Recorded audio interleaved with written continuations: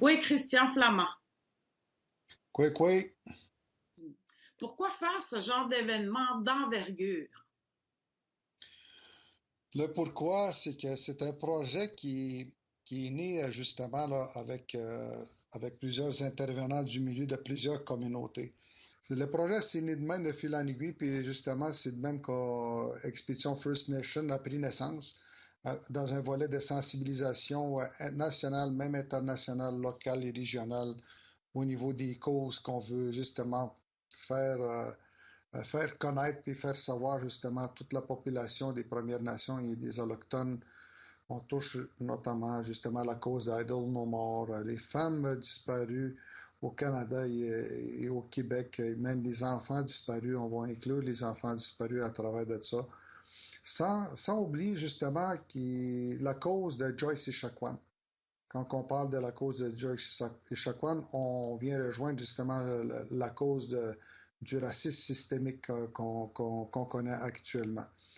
Dans le fond, ce projet-là est né de cet ensemble-là par l'union de plusieurs intervenants au niveau des Premières Nations. C'est aujourd'hui qu'on a la chance de voir sur les réseaux sociaux ainsi que dans les médias aussi que Expédition First Nation, c'est plus qu'une expédition, c'est une campagne de sensibilisation justement pour toucher le cœur de nos de tous les gens, de tous les gens des Premières Nations, autant aussi au niveau autochtone. Vous me parliez aussi des hommes qui voulaient s'impliquer dans les causes. Exactement. On regardait dans l'ensemble de la situation, on parlait beaucoup des hommes. Que font les hommes, entre guillemets, à travers justement notre système, à travers notre système au niveau des causes autochtones. Nous, on a rentré en contact justement avec Femmes autochtones du Québec, justement pour les informer que nous, les hommes, on est prêts justement à travailler en collaboration puis à se mettre debout à côté de chaque démarche puis de chaque cause.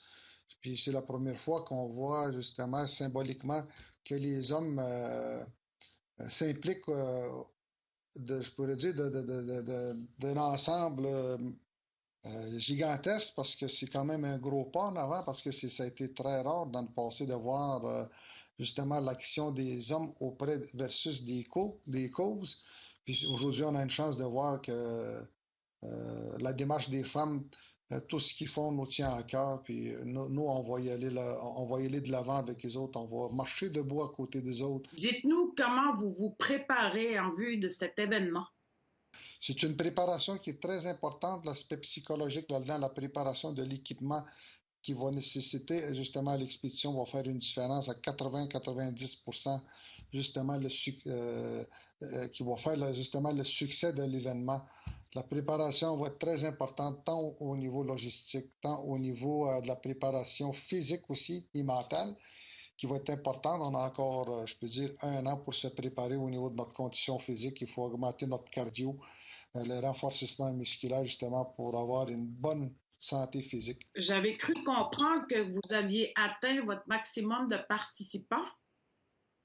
On figure pour le moment en moyenne avec 46 participants, incluant les médias. On n'a pas encore fini nos calculs parce que, d'après moi, c'est sûr et certain qu'il y a d'autres intervenants aussi médiatiques qui vont rentrer en ligne de compte pour suivre l'événement, le parcours aussi. Parce qu'il ne faut pas oublier, on part de Maliotenam. La Maliotenam, c'est la communauté haute de l'événement. On s'en va vers Schefferville, Kawawajigamak, puis on monte dans le nord à Coudjouac. Puis après ça, on redescend de Coudjouac à moitié chemin pour s'enligner pour traverser la province de Québec vers Chisasibi.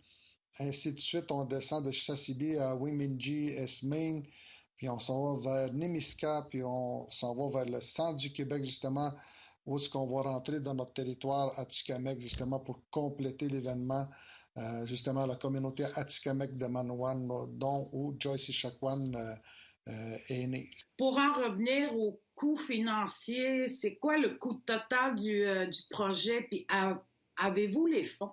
On a figuré justement tout et partout, juste en calculant avec la préparation des machines, tout aussi participe calculé facilement en partant là, 25 000 $ par participant avec leur machine, plus des frais d'extra de entre 15 et 20 000 $. C'est facile. On frôle vraiment facilement le 55 000 $ environ par participant là, pour cette épreuve-là. Moi, je figure, moi personnellement, que je vais dépenser aux alentours de 10 000 à 12 000 $ d'essence durant tout le trajet, ce qui fait un effet multiplicateur là, d'à peu près aux alentours de 400 450 000 justement dans les frais de dépenses au total. Ça, c'est sans calculer justement l'achat des machines des participants. C'est un gros budget. C'est un gros budget. C'est pour ça qu'on sollicite des donateurs, on sollicite des commanditaires, des partenaires, justement, à réaliser ce projet-là, parce qu'on le fait uniquement pour une cause. Merci d'avoir été avec nous. Merci beaucoup.